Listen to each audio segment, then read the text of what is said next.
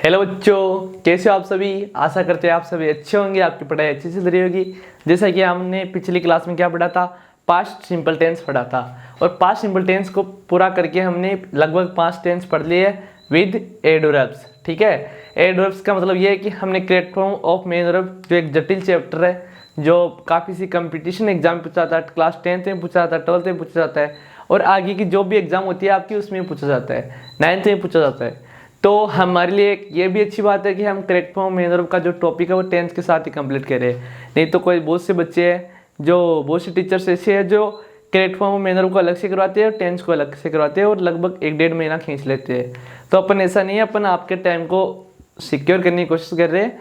लेकिन ये 10th है जो करेक्ट फॉर्म मेन वर्ब ये वगैरह मैं एक दिन में 2 दिन 2 पढ़ा सकता हूँ, पूरा पढ़ा सकता हूँ, लेकिन आपको समझ में भी आना चाहिए, है कि नहीं। मैं मेरी तरफ से पूरी कोशिश कर रहा हूँ। मैं अभी आपके लिए ये 11:56 का टाइम हो गया है, तो इस समय पर मैं आपके लिए क्लास रिकॉर्ड कर रहा हूँ, रात का समय है। तो आप भी भाई पढ़ते रहिए। अगर आपको किसी भी चीज़ में मन नहीं लग रहा तो आप कुछ ऐसा करिए जो आपके लिए बेनिफिशियल हो। ओके।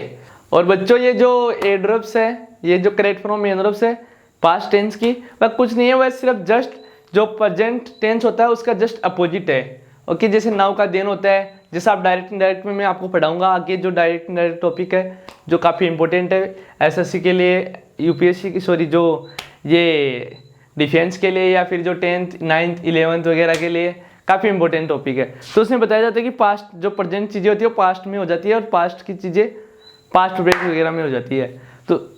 तो इसी प्रकार इसमें एडवर्ब्स प्रेजेंट की पास्ट हो जाती है। तो इसमें भी ऐसा ही होता है, ज़्यादा घबराने की जरूरत नहीं है कि ये याद करना पड़ेगा, वो याद करना पड़ेगा। आप अब याद कर लोगे तो आपको वहाँ पे याद नहीं करना पड़ेगा, डायरेक्ट में नरेशंस में, अदरवाइज दोनों जगह माथापच्ची करनी पड़ेगी। तो ठीक है, तो अपन चलो पढ़ते हैं। तो मैं आपको अभी पढ़ाने वाला हूँ past continuous tense. Past CONTINUOUS continuous tense. Continuous का अर्थ होता है प्रोग्रेसिव, कि जो काम भूतकाल में जारी था। ठीक है, जैसे मैं पढ़ रहा था, जब वो मेरे घर पे आए तो मैं पढ़ रहा था, जब वो मेरे से मिलने आए तो मैं खेल रहा था। यानी भूतकाल में ये कार्य क्या था, जारी अवस्था में था। ठीक है, जैसे मैं दौड़ रहा था, वह खाना खा रहा था। ओके, ये भूतकाल में जारी था। ठीक है, जैसा आप देखते हो कि जिन हिंदी वाक्य के अंत में रहा था, रही थी, रहे थे वगैरह है, तो कौन सा टेंस का वाक्य होगा, पास्ट कंटिन्यूअस टेंस का वाक्य होगा, यानी जो भूतकाल में जारी था। जैसे मैं एक वाक्य लिख देता हूं आपको, हम अंग्रेजी पढ़ रहे थे, और क्लास से लास्ट तक बने रहना है, क्योंकि लास्ट में कुछ ऐसा बताया जाएगा जो बहुत ही रोमांचक होगा। तो आपको एड्रेस वगैरह सब कुछ लर्न करना, आप क्लास को बीच में थोड़ी छोड़ के भाग जाते हो। स्कूल में ऐसा थोड़ी करते हो कि ये मेरे चैप्टर समझ में नहीं आ रहा, मैं जा रहा हूँ। ऐसा नहीं है भाई, बने रहोगे तभी आपको कुछ सीखने को मिलेगा, अदरवाइज नहीं मिलेगा। ओके, तो इसका फॉर्मूला भी लिख देता हूँ मैं। तो इस वाक्य के अंत में क्या लिख दे रहा है, रहा था आ रहा, रहे थे आ रहा है, रहे थे आ रहा है। तो इसका मतलब ये है कि ये कार्य भूतकाल में क्या था, जारी अवस्था में था। तो इसका जो सूत्र वगैरह है वो मैं लिख देता हूँ आपको। सूत्र होता है इसका सब्जेक्ट प्लस वाज या वर प्लस मेन वर्ब की फर्स्ट फॉर्म प्लस ING, ये फोर्थ फॉर्म भी लिख सकती है आपको इसको डायरेक्ट, है ना, ING plus object plus other word. तो ये फॉर्मूला हो गया हमारे पास। ओके, फिर हमें देखना है कि वाज किसके साथ आएगा, वर्ब किसके साथ आएगा। अब आप ऐसे तो बता ही सकते हो कि वाज क्या होता है, सब्जेक्ट क्या होता है। सब्जेक्ट जो व्यक्ति काम करता है वो सब्जेक्ट होता है। जैसे मैं आपको पढ़ा रहा हूँ, हम अंग्रेजी पढ़ रहे, तो हम पढ़ रहे, तो हम क्या है इस वाक्य के, सब्जेक्ट है। और जो काम कर रहे हैं, हम क्या कर रहे हैं, मैं पढ़ा रहा हूँ, तो यहाँ पे हम क्या कर रहे हैं, पढ़ रहे हैं, तो ये वर्ब हो गया। लेकिन दिक्कत वाज या वर्ब में आ रही है कि इसमें वाज आएगा फिर वर्ब आएगा। तो क्या आएगा बच्चों, अब आप ऐसा तो कह नहीं सकते कि प्लूरल नाउन प्रोनाउंस के साथ ये आता है, उसके साथ ये आता है। इसमें थोड़ा उकचुक है, क्योंकि आई भी प्लूरल प्रोनाउन में काउंट होता है, लेकिन आई के साथ वाज आता है। लेकिन अगर इमेजिनरी सेंटेंस हो, जैसा कि आपने मैंने आपको एक पीछे क्लास थी उसमें बताया था कि इमेजिनरी सेंटेंस में वाज के स्थान पर वर आता है। यानी इफ वाला सेंटेंस हो, या फिर आई विश हो, या फिर जो भी हो कि मैं काश अगर मैं ये होता, काश अगर वो यहाँ होता, तो उसके साथ वर आता है। ओके, आई के साथ। लेकिन यहाँ पे मैं लिख देता हूँ वाज किसके साथ आएगा, वाज आएगी तो ही के साथ, एक सी के साथ, एक इट, एक आई, एक किसी का नाम हो, एक ही नाम होना चाहिए, और एक प्लूरल नाउन के साथ क्या आएगा, वाज आएगा। और वर किसके साथ आएगा बच्चों, वर आएगा देखिए, एक तो यू, वी, दे, और जो भी, सॉरी यहाँ पे सिंगुलर नाउन लिखना, कुछ कुछ गलतियां हो जाती है यार, और प्लूरल नाउन के साथ क्या आएगा, यानी दो व्यक्ति हो तो वहां पे क्या आएगा, वर आएगा। तो आपको अब अगर कोई ये बोल दे कि भाई इसकी इंग्लिश बना, तुझे ये फॉर्मूला याद है, ये पता है वाज किसके साथ आएगा, वर किसके साथ आएगा, तो इसकी इंग्लिश तो बना के दिखा, थोड़ी इंग्लिश तो दिखा भाई, क्या आता है तेरे को। तो अपने को बना लेना, एकदम शांत तरीके से रहना, जैसा कि हमने पिछले टेंसों में पढ़ा है। इसमें भी वैसा ही है, कुछ अलग तो है ही नहीं ना, इसमें कुछ अलग करना पड़ेगा ऐसा नहीं है। आपको बस साथ साथ देखना है कि हमें सब्जेक्ट लिखना है पहले अकॉर्डिंग टू फॉर्मूला।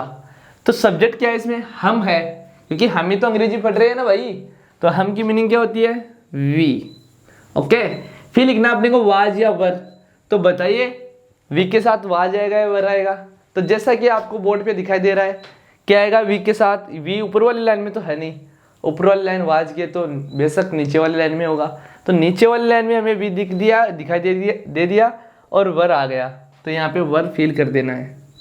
ओके, फिर हमने लिखना है मेन वर्ब की फर्स्ट फॉर्म, वाज या वर का काम हो गया। अब मेन वर्ब की फर्स्ट फॉर्म लिखना अपने को, तो मेन वर्ब क्या मिलेगी अपने वाक्य के लास्ट में मिलेगी कि ये क्या कर रहा है, तो क्या कर रहा है, पढ़ रहा है, तो पढ़ने की मीनिंग रीड। अब फिर हमें क्या ऐड करना है इसमें, आईएनजी ऐड करना है मेन वर्ब की फर्स्ट फॉर्म में, तो आईएनजी भी ऐड कर दिया बच्चों। फिर हमें क्या लिखना है, ऑब्जेक्ट, तो क्या पढ़ रहा है ये, अंग्रेजी पढ़ रहा है, तो अंग्रेजी की मीनिंग इंग्लिश। तो ये हो गया कंप्लीट। तो आप समझ गए होंगे इसको, अगर नहीं समझे तो एक और सेंटेंस में आपको दे देता हूँ, जैसे वे पतंग उड़ाने की मीनिंग नहीं है, ये पतंग बेच रहे थे। उड़ाने की मीनिंग होती है फ्लाई यानी उड़ना होता है, और यह फ्लो यानी उड़ाना भी होता है, ब्लो यानी भी होता है, ठीक है। वे पतंग बेच रहे थे। ओके, तो यहाँ पे देखिए, यहाँ पे वाक्य के लास्ट में क्या आ रहा है, रहे थे आ रहा है, तो ये पास्ट कंटिन्यूअस टेंस का वाक्य क्योंकि जारी अवस्था में है। ओके, तो फिर हमें पहले सब्जेक्ट लिखना है। सब्जेक्ट क्या है, कौन काम कर रहा है यहाँ पे, वे कर रहे हैं, तो वे की मीनिंग THEY, दे मीन्स वे। फिर हमें लिखना वाज या वर, तो बताइए दे के साथ वाज आएगा वर आएगा, बताइए बच्चों, वर आएगा, वर। फिर मेन वर्ब की फर्स्ट फॉर्म, तो क्या कर रहा है बच्चा, बेच रहा है, तो बेचने की मीनिंग क्या होती है, सेल। फिर हमें इसमें क्या ऐड करना है, ING ऐड करना है, सेलिंग। फिर क्या लिखना है, हमें ऑब्जेक्ट लिखना है, तो ऑब्जेक्ट क्या कर रहा है, ये पतंग बेच रहा है, तो पतंग की मीनिंग क्या होती है, काइट। तो इसी प्रकार यह सेंटेंस मैंने बना दिया। आशा करते हैं आपको ये समझ में आया होगा। अगर नहीं आया तो आप पिछली वाली क्लास जरूर देखना, ताकि आपको इसका रिदम बन जाए और आपको ये भी आने लग जाए। ओके, फिर आपको ये नेगेटिव सेंटेंस आता है, जो मैं आपको फॉर्मूला बता देता हूँ नेगेटिव का। नेगेटिव में कुछ नहीं है, बस यहाँ पे तीसरे स्थान पर नोट लगेगा, जैसा कि हम ये 4-5 टेंसों में लगाया है। तो सब्जेक्ट प्लस वाज या were plus not plus main verb की first form plus ING plus object plus other word, ये हो गया नोट का फॉर्मूला। फिर होता है इंट्रोगेटिव, इंट्रोगेटिव का होता है। इंट्रोगेटिव में ये वाज या वर पहले आ जाएगा बच्चों, तो वाज या were plus subject plus main verb की first form plus ING plus object plus other word plus question mark. तो ये क्या हो गया, इंट्रोगेटिव का हो गया। तो मैं आपको इसी का नेगेटिव और इंट्रोगेटिव बना के दिखा देता हूँ, ज़्यादा दिक्कत तो रहेगी नहीं। तो बताइए इंट्रोगेटिव में क्या होता है, नेगेटिव में क्या होता है, तीसरे स्थान पर नोट आता है। तो ये सेंटेंस हमने बना रखा है, तो इसमें अपन लिखेंगे दे, फिर वर, मतलब इंग्लिश हिंदी होगी इसकी, वे पतंग नहीं बेच रहे थे, हमें ये झूठ बताया गया है कि नहीं, पतंग नहीं बेच रहे थे। तो दे वर नॉट, तीसरे स्थान पर नॉट सेलिंग काइट। ओके, ये पतंग नहीं बेच रहे थे, इसकी इंग्लिश ऐसे बनेगी, और ये फॉर्मूला रहा आपके पास। ओके, फिर आपको नेगेटिव इंट्रोगेटिव बना, तो इंट्रोगेटिव में वर पहले लिखना है, फिर दे, फिर सेलिंग, फिर काइट और फिर क्वेश्चन मार्क। इसका अर्थ होता है कि आप ये पतंग बेच रहे थे। तो ये आपको मैंने बता दिया है, आप देख सकते हो इसको 3 सेंटेंस मैंने बनाए, इंट्रोगेटिव नेगेटिव के भी बना दिया आपके लिए साथ साथ। तो आशा करते हैं आपको ये सब समझ में आ रहा होगा और बिना किसी टाइम को वेस्ट किए अपन क्रिएट फॉर्म मेन वर्ब को भी साथ ही समझ लेते हैं।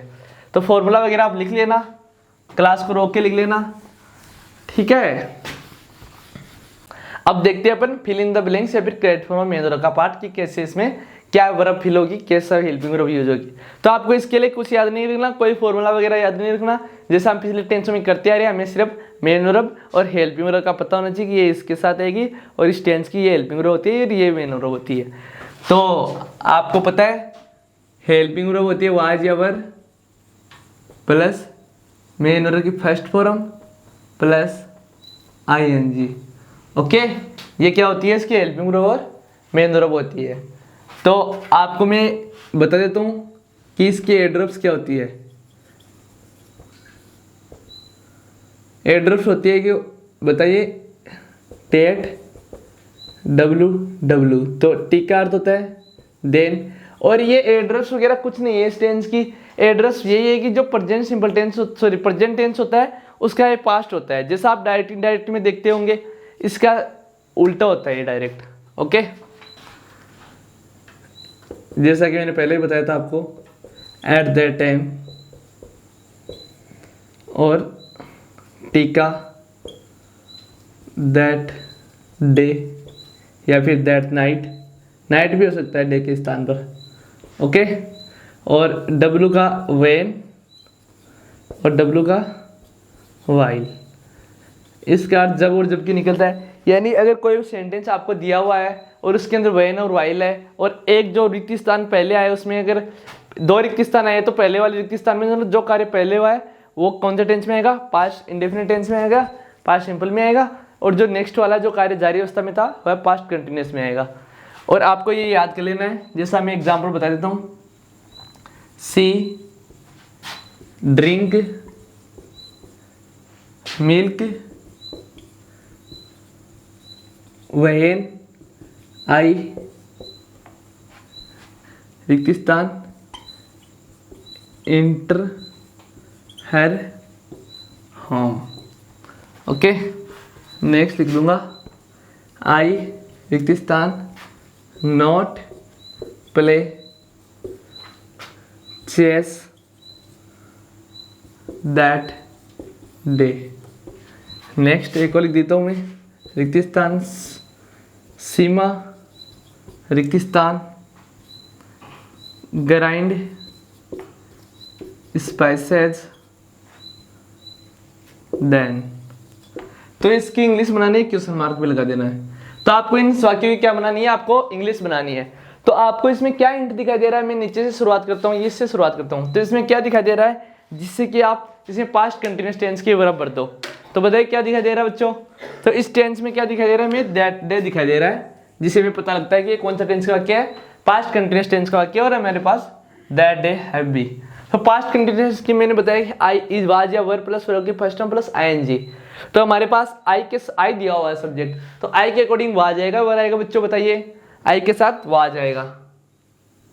ठीक है, फिर क्या लिखना है अपने को, नॉट, फिर क्या लिखना है, प्ले, और इसमें क्या ऐड कर देना है, आईएनजी ऐड कर देना है। तो आई वाज नॉट प्लेइंग। तो ये वाक्य हो गया एक। तो एक नेक्स्ट वाक्य है स्पेस सीमा स्पेस ग्राइंड स्पेसेस देन। तो यहाँ पे देन दिखाई दे रहा है और देन इसमें से है भी। तो ये कौन सा टेंस का वाक्य है, पास्ट कंटिन्यूअस टेंस का वाक्य है। तो बताइए सीमा के साथ वाज आएगा, वर आएगा, वाज आएगा, क्योंकि इसके हेल्पिंग वर्ब वाज या वर होती है और मेन वर्ब होती है मेन वर्ब की फर्स्ट टर्म प्लस आईएनजी। तो ग्राइंड आईएनजी। ओके, तो समझ में आ गया होगा आपको। और ऊपर वाला सेंटेंस जैसा मैंने बताया था कि जो कार्य पहले हुआ है वह पास्ट सिंपल में आएगा और जो कार्य हो रहा था उस समय वह पास्ट कंटिन्यूअस में आएगा।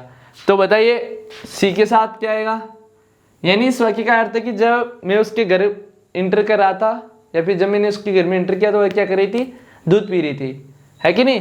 तो ये कार्य ड्रिंक वाला जारी अवस्था में था, तो इसको अपन लिख देंगे was drinking.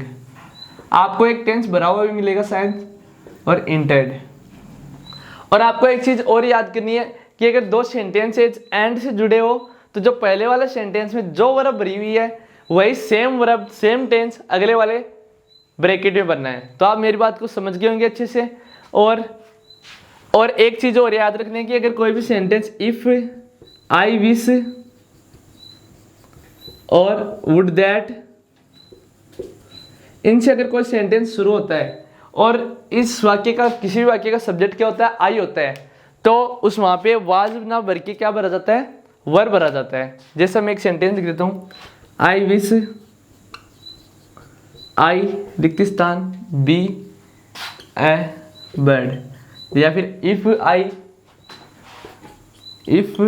I be PM of India. तो आपको ऐसे कोई सेंटेंस दिया हो जो आई विश से शुरू हो या फिर इफ से शुरू हो, यानी कोई कल्पना की हुई हो, प्रेजेंट कल्पना की हुई हो, तो वहां पे आई के साथ वाज ना भरते हुए अपन क्या भरेंगे, वर्ब भरेंगे। तो यहाँ पे बी है, बी का आपको पता है कि बी का फर्स्ट फॉर्म होता है is am are, second form होता है वाज या वर, और थर्ड फॉर्म पता है आपको बीन होता है। तो हमें वर्ब का सेकंड फॉर्म बना है, तो आई के साथ वाज नहीं भरेंगे अपन, क्या भरेंगे, वर्ब भरेंगे। इसी प्रकार इसमें भी क्या भरेंगे, वर्ब भरेंगे, क्योंकि ये बोल रहा है कि मैं आज कल काश में क्या होता है, एक पक्षी होता है, और नीचे वाले में बता रहा है काश में भारत क्या होता है, प्रधानमंत्री होता है। तो इसी प्रकार ये टेंस आपका कंप्लीट होता है। आशा करते हैं आपको समझ में आ गया होगा। और भाई पढ़ते रहो, जो भी सफलता मिल रही है आपको उसको स्वीकार करो और आगे बढ़ो। अपने आपकी लाइफ बहुत बड़ी है, बहुत ही विकराल है, तो बस पढ़ते रहो, एक ना एक दिन आपको सफलता जरूर मिलेगी। ठीक है बच्चों, और चैनल को कर दीजिए सब्सक्राइब, वीडियो कर दीजिए लाइक और आगे भेज दीजिए ताकि आपके दोस्त भी इसको पढ़ सके। और अपने स्कूल में, अपनी कोचिंग में, अपनी जो भी इंस्टीट्यूट में आप पढ़ रहे हो वहाँ पे हमारे चैनल का नाम जरूर बताइए, ताकि कोई हिंदी मीडियम का बच्चा हो या फिर कोई गरीब से गरीब बच्चा हो या फिर जिस भी बच्चे के पास सुविधा नहीं मिल रही है तो उसको भी बताइए, ताकि वो भी यहाँ से पढ़कर अपना जो लाइफ है उसको सेट कर सके। अदरवाइज वो भी यहाँ पे काफ़ी सारे बच्चे घूमते हैं तो वो भी उन्हीं की गिनती में आ जाएगा, कोई सही बच्चा खराब हो जाएगा आपके चक्कर में। तो आप क्लास को जरूर शेयर किया करो ताकि किसी का भला हो जाए। कहते हैं ना, कर भला तो हो भला। ठीक है, तो लाइक, शेयर एंड कमेंट्स। धन्यवाद।